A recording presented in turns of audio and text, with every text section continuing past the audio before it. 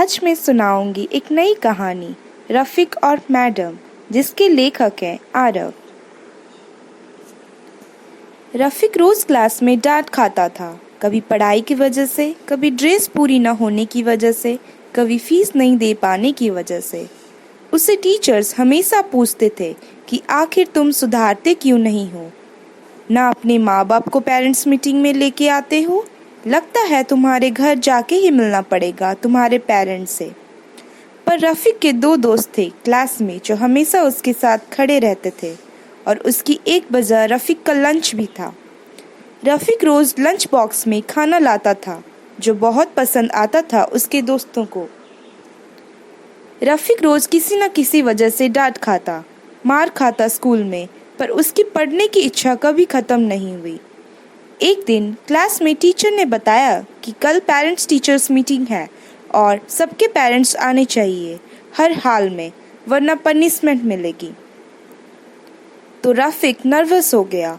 उसे देखकर टीचर बोली, मुझे पता है तुम इस बार भी अपने पेरेंट्स को नहीं लाओगे, इसलिए मैं खुद कल तुम्हारे घर जाऊंगी तुम्हारे पेरेंट्स से मिलने और बताऊंगी तुम्हारी हरकतों को।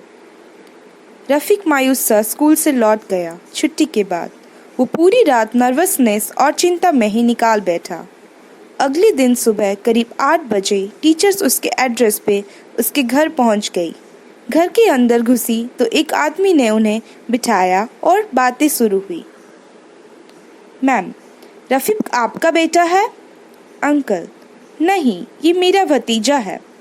मैम, ओ, तो रफ़ीक के माँ बाप कहाँ हैं? मुझे उनसे मिलना है, प्लीज़ बुला दीजिए। अंकल, उनसे मुलाकात तो नहीं हो पाएगी क्योंकि वो दोनों ही अब इस दुनिया में नहीं हैं। मैम शॉक्ड हो गई ये सुन के। व्हाट?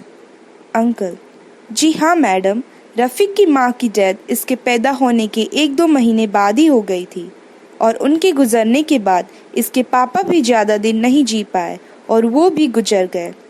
ये 7 साल का था तब से ये हमारे पास ही रहता है।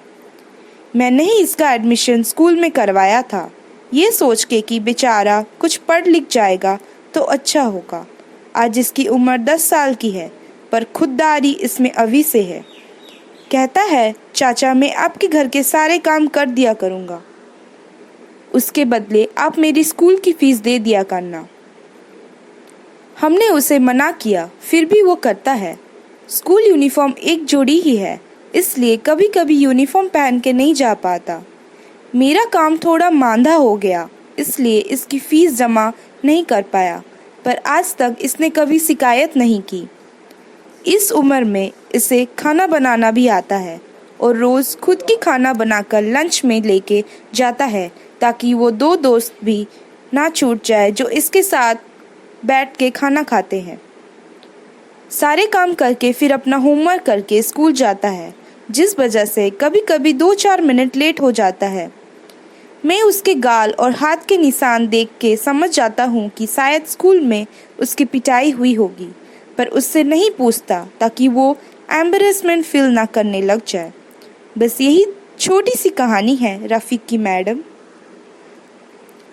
मैम की आंखें भर आई थी ये सुनकर। उन्होंने मन ही मन खुद को कोसा रफ़ीक को इतना डांटने और मारने के लिए। उन्होंने रफ़ीक को बुलाया और उसे चॉकलेट देते हुए बोली, अपना ख्याल रखना, और उसके माथे को चूम के वहाँ से चली गई। पूरे रास्ते बस यही सोचती रही, ए खुदा, उस बच्चे की क्या खाता थी, उसे इतना दर्द क्यों?